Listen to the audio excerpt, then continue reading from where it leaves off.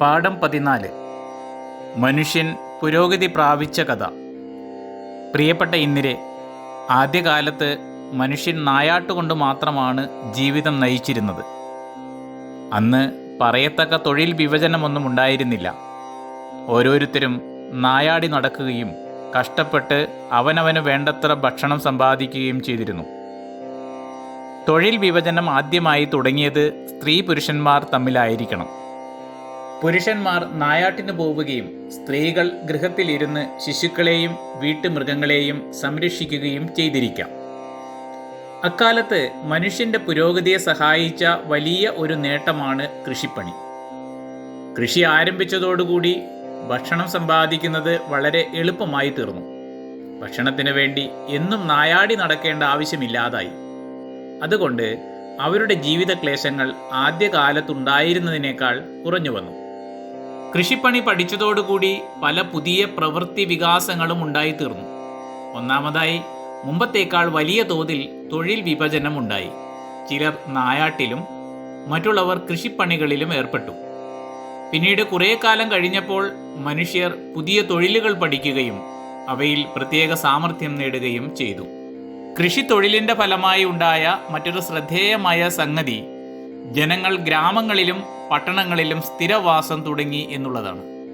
കൃഷി ചെയ്യാൻ തുടങ്ങിയ കാലത്തിനു മുമ്പ് ജനങ്ങൾ നായാടിക്കൊണ്ട് അങ്ങുമിങ്ങും സഞ്ചരിക്കുകയാണ് ചെയ്തത്. ഒരിടത്തു തന്നെ സ്ഥിരമായി താമസിക്കേണ്ട ആവശ്യം അവർക്കുണ്ടായിരുന്നില്ല. പോയ ദിക്കിലെല്ലാം നായാടുവാൻ അവർക്ക് സൗകര്യമുണ്ടായിരുന്നു.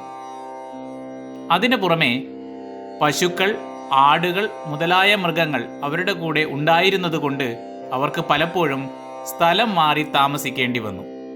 എന്തുകൊണ്ടെന്നാൽ ഈ ജന്തുക്കൾക്ക് മേയുന്നതിന് പുൽപ്രദേശങ്ങൾ വേണം. ഒരു സ്ഥലത്ത് കുറേ കാലം മേഞ്ഞു കഴിഞ്ഞാൽ പിന്നെ അവിടെ കാലികൾക്ക് വേണ്ടിടത്തോളം പുല്ല് ഇല്ലാതാകും. അപ്പോൾ അവർ കൂട്ടത്തോടെ മറ്റൊരു സ്ഥലത്തേക്ക് മാറേണ്ടതായി വന്നിരുന്നു. കൃഷി തുടങ്ങിയപ്പോൾ ജനങ്ങൾക്ക് കൃഷിസ്ഥലങ്ങൾക്ക് സമീപം പാർക്കേണ്ടതായി വന്നു. ഉഴുകയും വിതയ്ക്കുകയും ചെയ്തിട്ടുള്ള ഭൂമി വിട്ടുപോകാൻ അവർക്ക് നിവൃത്തിയില്ലാതായി. അതുകൊണ്ട് അവർ വേല ചെയ്തും വിളയെടുത്തും ഒരേ സ്ഥലത്ത് പാർക്കുക നിമിത്തം ഗ്രാമങ്ങളും പട്ടണങ്ങളും ഉണ്ടായി വന്നു. കൃഷി നിമിത്തമുണ്ടായ മറ്റൊരു വലിയ മാറ്റം ജീവിതം കുറെ കൂടി സുഖകരമായി തീർന്നു എന്നതാണ്. ഭൂമിയിൽ ഭക്ഷണപദാർത്ഥങ്ങൾ കൃഷി ചെയ്തുണ്ടാക്കുന്നത് എന്നും നായാടി നടക്കുന്നതിനേക്കാൾ എത്രയോ എളുപ്പമായിരുന്നു. അന്നന്ന് ഭക്ഷിക്കുവാൻ ആവശ്യമുള്ളതിനേക്കാൾ അധികം ഭക്ഷണ സാധനം ഭൂമിയിൽ വിളയുകയും ചെയ്തിരുന്നു. കൂടുതൽ കിട്ടിയത് അവർ ഭദ്രമായി സൂക്ഷിച്ചു വച്ചിരുന്നു. മനുഷ്യകുലത്തിന് ഇക്കാലത്തുണ്ടായ പ്രസ്താവയോഗ്യമായ മറ്റൊരു അഭിവൃദ്ധി എന്താണെന്ന് നമുക്ക് നോക്കാം. മനുഷ്യൻ വെറും ഒരു നായാട്ടുകാരനായിരുന്നപ്പോൾ അവൻ ഒന്നും തന്നെ ശേഖരിച്ചു വയ്ക്കുക സാധ്യമായിരുന്നില്ല. സാധിച്ചിരുന്നെങ്കിൽ തന്നെ അത് വളരെ കുറച്ചു മാത്രമായിരുന്നു. സാധാരണ പറയും പോലെ അവൻ കഷ്ടിച്ചു നിത്യവൃത്തിക്കും മാത്രം കഴിച്ചു ജീവിക്കേണ്ടി വന്നു. പണമോ മറ്റു വസ്തുക്കളോ സൂക്ഷിക്കുന്നതിനുള്ള ബാങ്കുകൾ അന്നുണ്ടായിരുന്നില്ല. അവന് ദിവസേന നായാടി ഭക്ഷണം സമ്പാദിക്കേണ്ടി വന്നു. കൃഷിയുടെ ആവിർഭാവത്തോടുകൂടി തൽക്കാല ആവശ്യത്തിന് വേണ്ടതിലധികം ഭൂമിയിൽ നിന്ന് ഒരു സമയത്ത് കിട്ടിത്തുടങ്ങി. അധികമുള്ളത് അവൻ ശേഖരിച്ച് സൂക്ഷിച്ചു വയ്ക്കാൻ തുടങ്ങി. അതോടെ ഭക്ഷണപദാർത്ഥം ആവശ്യത്തിലധികം ഉണ്ടായി.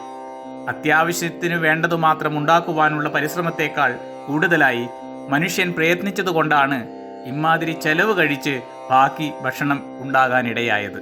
ഇപ്പോൾ നമ്മുടെ നാട്ടിൽ ബാങ്കുകൾ ഉണ്ടെന്നും ജനങ്ങൾ അവിടെ പണം നിക്ഷേപിച്ച് ചെക്ക് കൊടുത്ത് ആവശ്യാനുസരണം പണം വാങ്ങാറുണ്ടെന്നും നിനക്കറിയാമല്ലോ. ഈ പണം എവിടെ നിന്നുണ്ടാകുന്നു? ഈ പണമെല്ലാം ചെലവ് കഴിച്ച് ബാക്കി വരുന്നതാണെന്ന് ആലോചിച്ചാൽ നമുക്ക് മനസ്സിലാകും. പണം മുഴുവൻ ഒരുമിച്ച് ചെലവാക്കാൻ ആരും ഇഷ്ടപ്പെടുന്നില്ല. അതുകൊണ്ട് അവർ പണം ബാങ്കിൽ സൂക്ഷിക്കുന്നു. ഇങ്ങനെ ചെലവ് കഴിച്ച് വളരെയധികം മിച്ചമുള്ളവരാണ് ഇന്നത്തെ ധനികന്മാർ. ഒന്നും തന്നെ മിച്ചമില്ലാത്തവരാണ് ദരിദ്രന്മാർ. ഇപ്രകാരം മിച്ചമുണ്ടാകുന്നത് എങ്ങനെയാണെന്ന് കുറച്ചു കഴിയുമ്പോൾ നിനക്ക് മനസ്സിലാകും. ഒരാൾ മറ്റൊരാളേക്കാൾ കൂടുതൽ ജോലി ചെയ്യുന്നതല്ല ഇതിന് പ്രധാന കാരണം. ഇക്കാലത്ത് മിച്ചം വരുന്നത് യാതൊരു പ്രവൃത്തിയും ചെയ്യാത്തവർ എടുക്കുകയും വളരെ കഷ്ടപ്പെട്ട് വേല ചെയ്യുന്നവർ അതിൽ യാതൊരു പങ്കുമില്ലാതെ വരികയും ചെയ്യുന്നു. ഇത് തീരെ ബുദ്ധിഹീനമായ ഏർപ്പാടാണെന്ന് തോന്നുന്നില്ലേ? ഈ കൊള്ളരുതാത്ത ഏർപ്പാട് നിമിത്തമാണ് ലോകത്തിൽ ഇത്രയധികം ദരിദ്രന്മാർ ഉണ്ടായിത്തീർന്നിരിക്കുന്നത്. എന്ന് പലർക്കും അഭിപ്രായമുണ്ട്. ഇക്കാര്യം മനസ്സിലാക്കാൻ നിനക്കിപ്പോൾ അല്പം പ്രയാസമായി തോന്നിയേക്കാം. അങ്ങനെയാണെങ്കിൽ അതിനെപ്പറ്റി ഇപ്പോൾ ക്ലേശിക്കേണ്ട. നിനക്കധികം താമസിയാതെ മനസ്സിലാകും. കൃഷി കൊണ്ട് തൽക്കാലം ഭക്ഷിച്ചു തീർക്കാവുന്നതിൽ കൂടുതൽ മിച്ചമുണ്ടായി എന്ന് മാത്രം ഇപ്പോൾ നീ ഗ്രഹിച്ചാൽ മതി. ഈ അധികമുള്ളത് ശേഖരിച്ച് സൂക്ഷിക്കപ്പെട്ടു. അക്കാലത്ത് ബാങ്കുകളും പണവും ഉണ്ടായിരുന്നില്ല.